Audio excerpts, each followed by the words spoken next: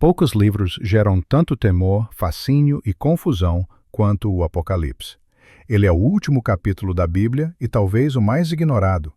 Muitos o veem como um enigma indecifrável, um compêndio de símbolos estranhos, bestas, trombetas e juízos catastróficos.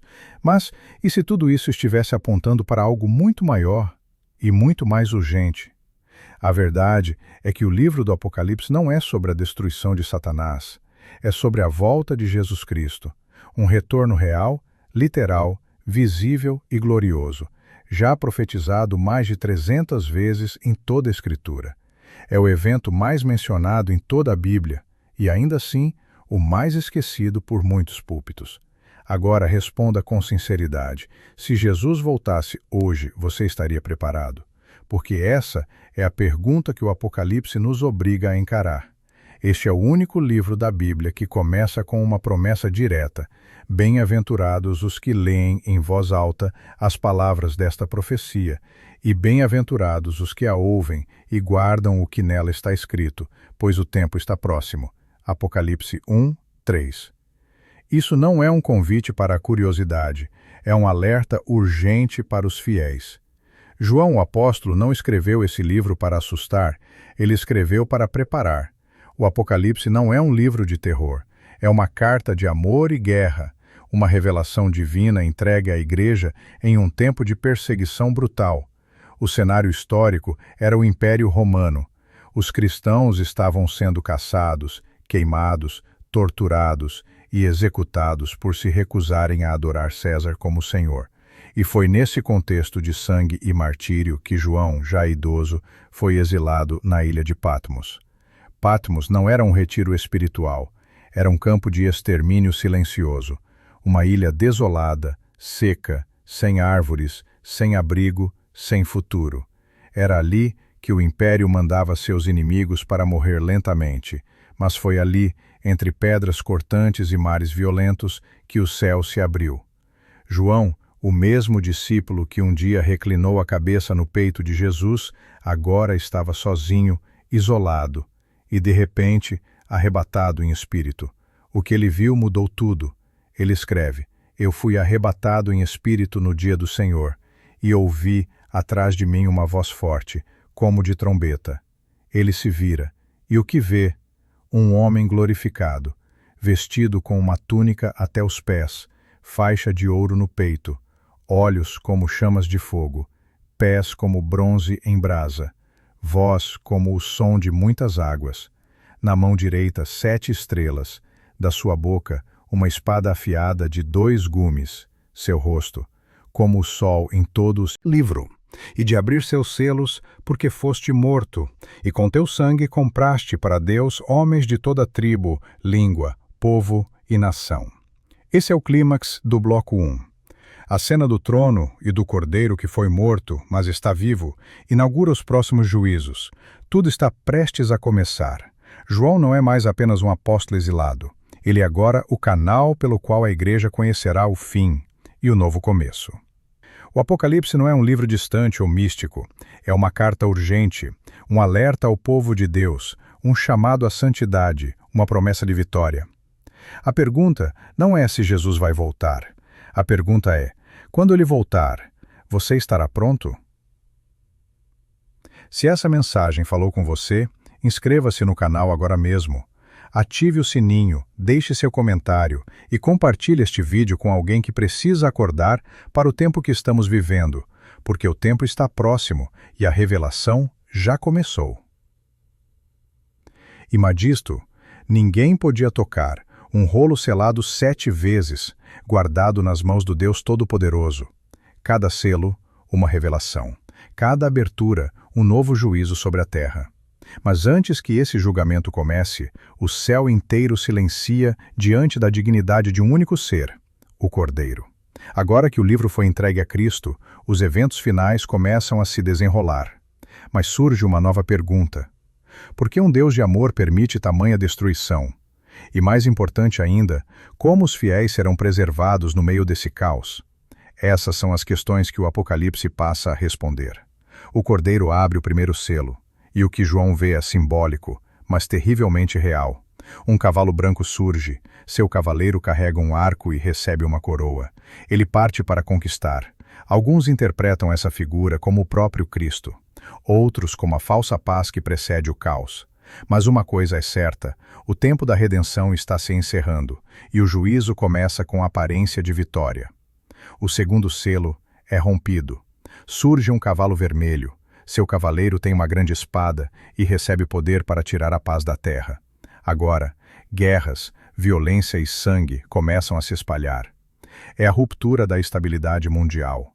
O mundo mergulha em conflitos e nenhuma nação está segura. O terceiro selo traz um cavalo preto. Seu cavaleiro segura uma balança. Uma voz anuncia: 1 quilo de trigo por 1 denário e 3 quilos de cevada pelo mesmo preço. Mas não danifiques o azeite nem o vinho. É a fome, a escassez, a desigualdade. Enquanto alguns mantêm seus privilégios, muitos não têm o que comer. O Apocalipse revela sem filtros a consequência direta da injustiça humana. O quarto selo libera um cavalo amarelo. Muda o foco da terra para o céu. João vê, debaixo do altar, as almas dos que foram mortos por causa da palavra de Deus e do testemunho que deram. Mártires. Homens e mulheres que preferiram morrer do que negar sua fé. Eles clamam: até quando, Senhor, não julgarás e vingarás o nosso sangue sobre os que habitam a terra? A resposta do céu não é o silêncio.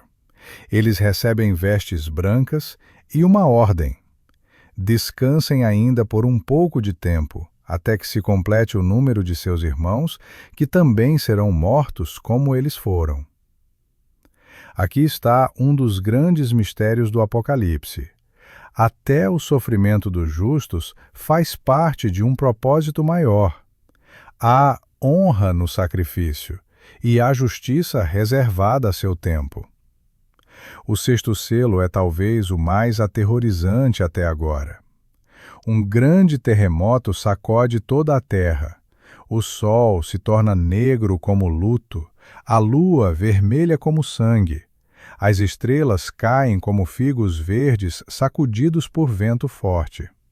O céu se enrola como um pergaminho. Montanhas e ilhas são removidas dos seus lugares. Os poderosos da terra, reis, generais, ricos e pobres, todos se escondem em cavernas e entre as rochas, e clamam: cai sobre nós e esconda-nos da face daquele que está assentado no trono e da ira do Cordeiro. Pois chegou o grande dia da sua ira, e quem poderá subsistir? A pergunta ecoa: quem poderá subsistir? Essa é a tensão central do capítulo. E então, há uma pausa. Um interlúdio entre o sexto e o sétimo selo. Antes que mais juízos caiam sobre a terra, Deus marca seus servos. João vê 4 anjos, posicionados nos 4 cantos da terra, segurando os ventos, impedindo que soprem.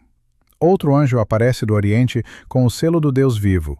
Ele ordena: não danifiquem a terra, nem o mar, nem as árvores, até que tenhamos selado os servos do nosso Deus em suas testas. Esse selo é uma marca espiritual, uma proteção divina, um sinal de que, mesmo no meio do juízo, Deus não esquece dos seus. João ouve o número dos selados, 144.000, 12.000 de cada tribo de Israel. Mas a visão seguinte é ainda mais impressionante.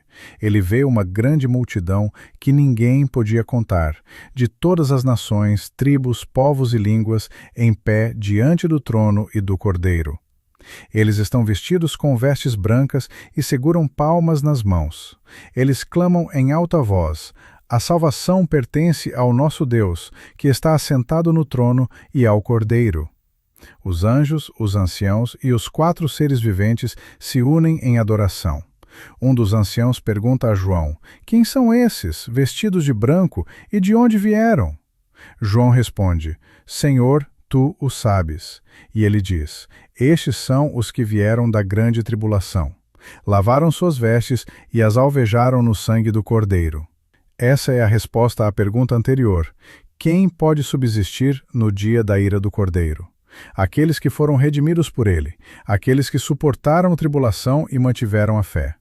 A proteção de Deus não é uma fuga do sofrimento. É a certeza de que, mesmo atravessando o vale da sombra da morte, o rebanho do Senhor está guardado. Eles têm um lugar diante do trono. Eles nunca mais terão fome ou sede, o sol não os ferirá, e o Cordeiro será o seu pastor, guiando-os às fontes da água da vida. E Deus enxugará de seus olhos toda lágrima. O Apocalipse nos mostra que o juízo é real, mas também é cheio de misericórdia. Antes que os 7 selos terminem, o céu para tudo, só para garantir que o povo de Deus está selado. E essa imagem muda tudo. Não é apenas sobre castigo, é sobre preservação, é sobre justiça que vem acompanhada de amor. Enquanto o mundo treme diante da ira do Cordeiro, os redimidos permanecem de pé. Não porque são fortes, mas porque foram lavados, porque foram marcados, porque creram, mesmo em meio ao caos. O julgamento continua, mas a esperança também cresce, e a maior revelação ainda está por vir. Se essa verdade tocou seu coração, não saia deste vídeo sem agir. Inscreva-se agora no canal, ative o sininho, comente e compartilhe com alguém que precisa saber que, em Cristo, ainda há tempo. Porque o selo de Deus ainda está sendo oferecido e você precisa estar um incensário de ouro, cheio das orações dos santos. Ele coloca incenso sobre o altar e a fumaça sobe diante de Deus. Em seguida, esse mesmo anjo enche o incensário com fogo do altar e o lança sobre a terra. Há trovões, relâmpagos, vozes e um terremoto. Parece confuso? Não é. Aqui, o Apocalipse nos revela algo profundo. As orações dos santos participam diretamente da liberação dos juízos de Deus. O clamor dos fiéis não é ignorado. Ele sobe, ele é visto, ele tem consequência. Então os 7 anjos se preparam para tocar suas trombetas. E quando o primeiro som ecoa, a terra começa a sangrar.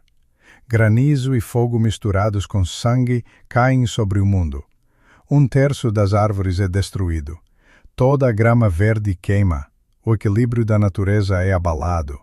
A criação que antes era cenário, agora entra na narrativa como alvo. A segunda trombeta soa. Algo como uma grande montanha em chamas é lançado ao mar. O que era vida vira morte.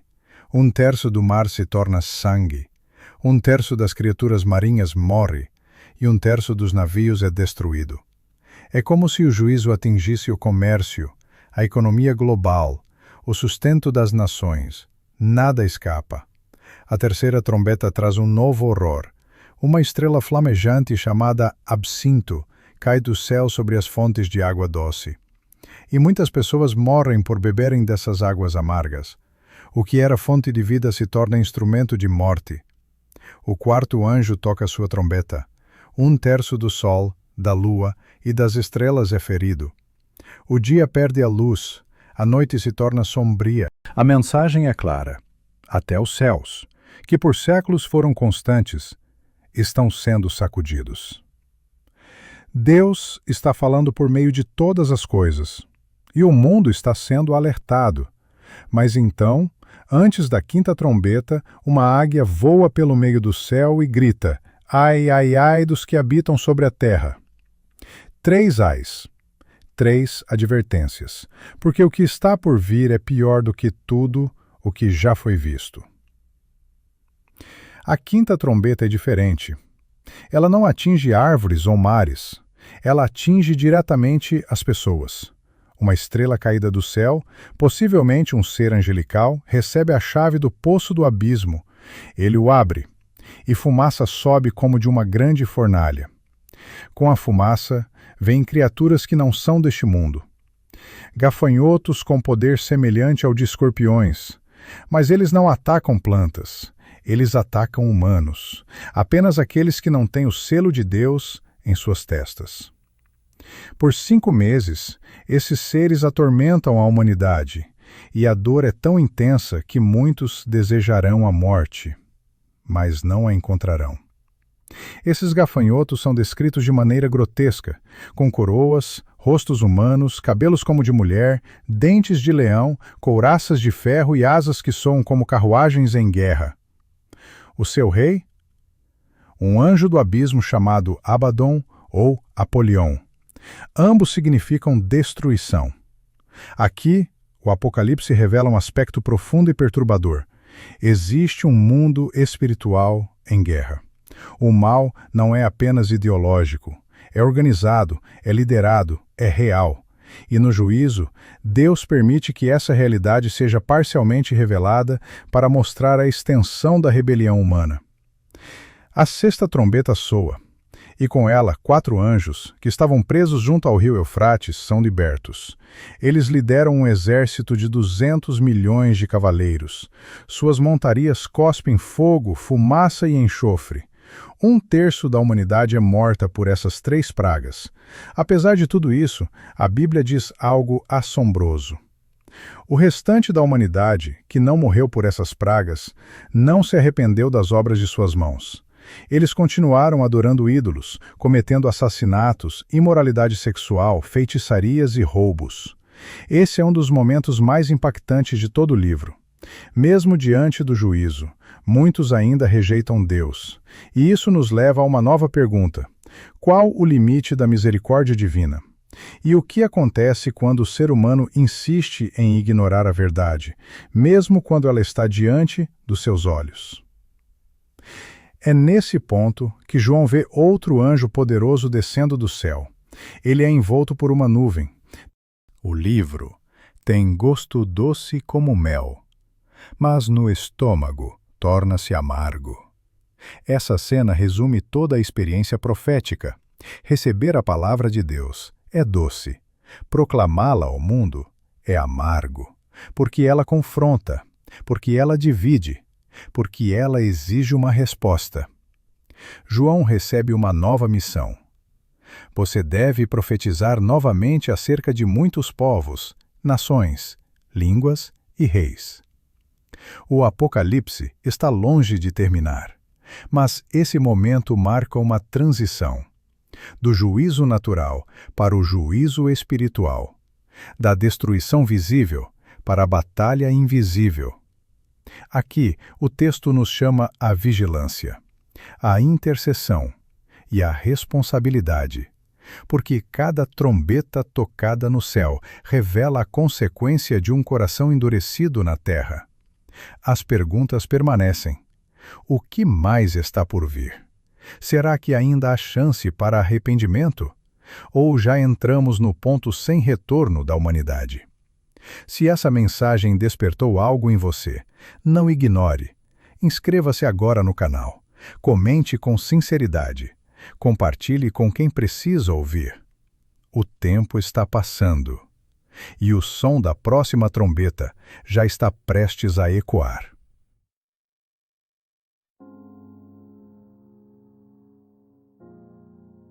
O Apocalipse se aproxima do fim, e com ele chega o clímax da história humana. A verdade é que o mundo não caminha para o acaso.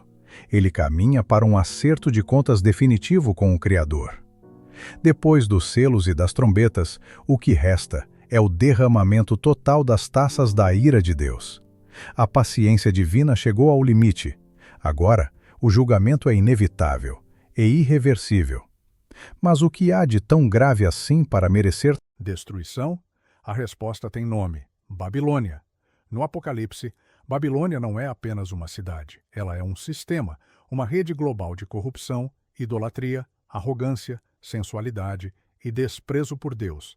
A grande prostituta sentada sobre a besta, vestida de púrpura e escarlate, embriagada com o sangue dos santos. Ela representa tudo o que seduz, engana e destrói a humanidade espiritualmente. João a vê sentada sobre muitas águas, povos, multidões, nações e línguas. Ela tem aparência de poder e riqueza, mas por dentro está cheia de abominações.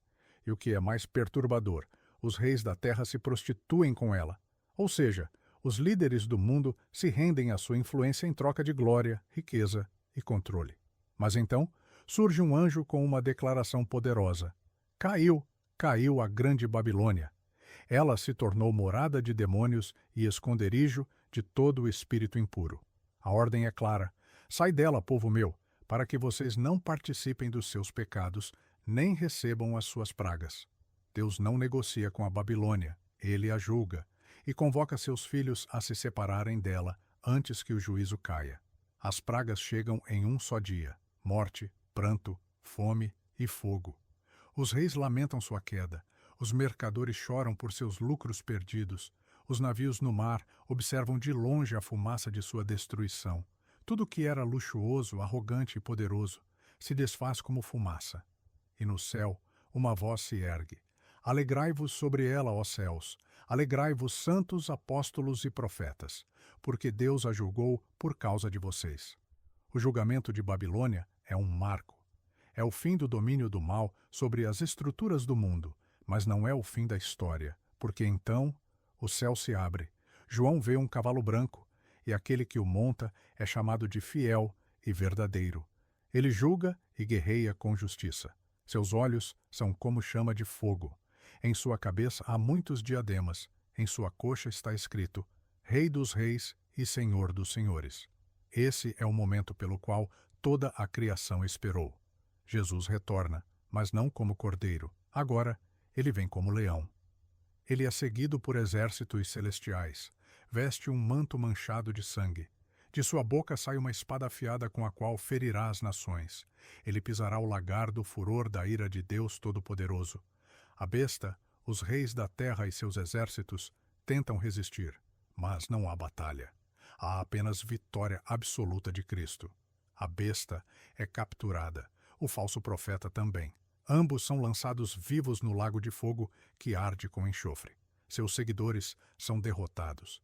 E João vê algo terrível: os pássaros do céu se alimentando da carne dos reis, dos poderosos, dos homens livres e escravos. O mal não tem mais voz, não tem mais poder. E agora chega a vez de Satanás. Um anjo desce do céu com a chave do abismo e uma grande corrente. Ele prende o dragão, a antiga serpente, o diabo, e o lança no abismo por 1000 anos. Durante esse tempo, Cristo reina com seus santos. Os mártires, os fiéis, os que não adoraram a besta nem receberam sua marca, ressuscitam e reinam com ele. Essa é a chamada primeira ressurreição. Bem-aventurados os que fazem parte dela. A segunda morte não tem poder sobre eles. Mas ao final dos 1000 anos, Satanás é solto por pouco tempo. E mesmo após tanto juízo e tanta glória, ele ainda consegue seduzir nações. Gog e Magog se levantam para a última rebelião. Eles cercam a cidade amada. Mas desce fogo do céu e os devora. O diabo é lançado no lago de fogo, onde já estão a besta e o falso profeta. E ali será atormentado dia e noite, pelos séculos dos séculos. Essa é a condenação final. Não há mais volta. Não há mais tentações. O mal, enfim, é vencido, para sempre. Agora João vê um grande trono branco, e aquele que está assentado nele. Céu e terra fogem de sua presença. Os mortos, grandes e pequenos, estão diante do trono. Os livros são abertos. E também o livro da vida. Cada um é julgado conforme suas obras. Aqueles cujos nomes não estão no livro da vida são lançados no lago de fogo. Essa é a segunda morte. Uma separação eterna da presença de Deus. Não há engano, não há defesa, não há apelação. A justiça é perfeita e definitiva. Mas então, João vê algo que ninguém esperava: um novo céu, uma nova terra, porque o primeiro céu e a primeira terra passaram, e o mar já não existe. Ele vê a nova Jerusalém, a cidade santa, descendo do céu como uma noiva adornada para o seu esposo. E uma voz anuncia: Eis o tabernáculo de Deus com os homens. Ele habitará com eles. Eles serão o seu povo, e o próprio Deus estará com eles. Ele enxugará dos olhos toda lágrima. Não haverá mais morte, nem pranto, nem dor, porque as primeiras coisas passaram, tudo se fez novo. As portas da cidade jamais se fecharão. Não haverá noite, não haverá templo, porque o Cordeiro e o Pai são o templo. Não haverá sol, porque a glória de Deus iluminará tudo. E apenas os que têm seus nomes escritos no livro da vida entrarão nela. Ali está o rio da água da vida. Ali está a árvore da vida, cujas folhas curam as nações. Ali está o trono de Deus e do Cordeiro. E os servos o servirão, verão o seu rosto, e reinarão com ele pelos séculos dos séculos. O Apocalipse termina como começou, com uma promessa. Eis que venho sem demora, e com uma resposta, Maranata. Vem, Senhor Jesus. Essa é a esperança da igreja, esse é o destino dos fiéis, esse é o final da história, ou talvez apenas o começo de uma eternidade perfeita com Deus. Se essa revelação tocou o seu coração, não adie a sua decisão. Inscreva-se agora no canal. Comente. Eu espero por esse dia. Compartilhe este vídeo com quem precisa entender o plano de Deus para o fim dos tempos, porque Jesus virá, e ele não tardará.